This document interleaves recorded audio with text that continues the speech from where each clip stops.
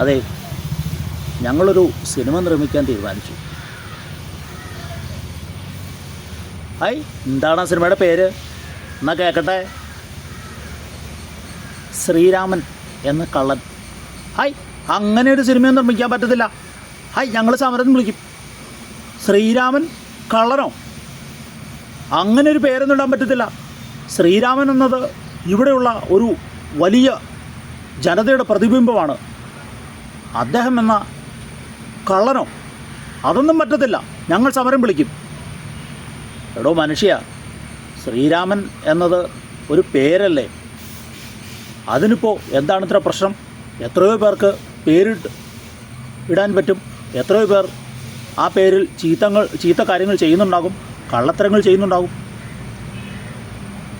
Hi, നിങ്ങൾ അങ്ങനെ വലിയ ന്യായീകരണം ഒന്നും പറയണ്ട. അങ്ങനെ ഒരു പേരിടാൻ ഞങ്ങൾ സമ്മതിക്കില്ല. ഇതേസമയം മറ്റൊരു തലത്തിൽ ഞങ്ങൾ ഒരു സിനിമ നിർമ്മിക്കുന്നുണ്ട് കേട്ടോ. സിനിമയുടെ പേരെന്താ? മുഹമ്മദ് എന്ന ആഭാസൻ. അല്ലാ പടച്ചോരെ, ഞമ്മ സമ്മതിക്കില്ല ഇങ്ങനെ ഒരു സിനിമയ്ക്ക് പേരിടായിരുന്നു.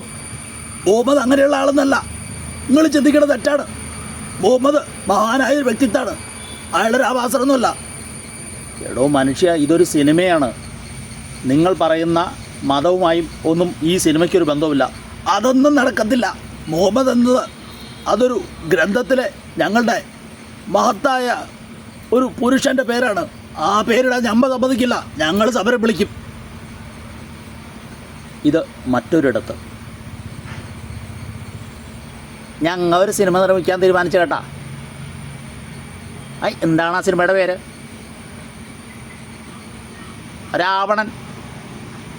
രാവണൻ എന്ന കള്ളൻ. അങ്ങനെയൊന്നും സിനിമ നിർമ്മിക്കാനൊന്നും പറ്റത്തില്ല കേട്ടാ. രാവണൻ എന്നത് ഞങ്ങളുടെ അധകൃത വർദ്ധത്തിൻ്റെ പ്രതിബിംബമാണ് കേട്ടാ. വേടൻ പാട്ടൊക്കെ എഴുതിയിട്ടുണ്ട്. രാവണൻ 10 തലയുള്ളവരാണ്, രാവണൻ കഴിവുള്ളവരാണ്, രാവണൻ ശ്രീത്വമുള്ളവരാണ്. അങ്ങനെയൊന്നും നിർമ്മിക്കാനൊന്നും പറ്റത്തില്ല കേട്ടാ. എടോ മനുഷ്യ, രാവണൻ എന്ന് ഒരാൾക്ക് പേരിടാൻ പോലും ഇപ്പോൾ പറ്റത്തില്ലേ? അതൊന്നും പറ്റത്തില്ല കേട്ടാ. രാവണൻ എന്ന മഹത്തായ സൃഷ്ടി, രാവണൻ എന്ന നല്ല മനുഷ്യൻ എന്ന് പേരിട്ടാൽ മതി. അത് സിനിമയുമായി യോജിക്കില്ല. അതൊന്നും ഞങ്ങൾക്കറിയേണ്ട കാര്യമില്ല. ഞങ്ങളുടെ കൂടെ അറിയാമല്ല, റാപ്പ് ഗായകനുണ്ട്. അങ്ങേര് വന്നു കഴിഞ്ഞാൽ വലിയ വിവാദമാവും. പിന്നെ നിങ്ങളുടെ കയ്യിലൊന്നും നിൽക്കത്തില്ല കേട്ടാ. ഇങ്ങനെയൊക്കെയാണ് ഇപ്പോഴത്തെ സംഭവങ്ങൾ. ഞാൻ പറഞ്ഞതിൽ എത്രയധികം നർമ്മമുണ്ടെന്നൊന്നും എനിക്കറിയില്ല. ഇത് പലതരത്തിൽ വേഷം കെട്ടി നമ്പൂതിരിയായും മുസ്ലിമായും ക്രിസ്ത്യാനിയായും ഒക്കെ വേഷം കെട്ടി ഇതിനകത്ത് കൂടുതൽ നർമ്മത്തോടുകൂടി അവതരിപ്പിക്കാമായിരുന്നു. എനിക്ക് അങ്ങനെ തോന്നിയില്ല. സാധാരണക്കാരന് ഇതെന്താണെന്ന് മനസ്സിലാവണം. ഇപ്പോൾ ശ്രീരാമൻ എന്ന പേരിടണമെങ്കിൽ മറ്റു പലരോടും ചോദിക്കണം എന്ന ഒരു ഗതികേടിലേക്ക് നമ്മുടെ ജനത എത്തുകയാണ്.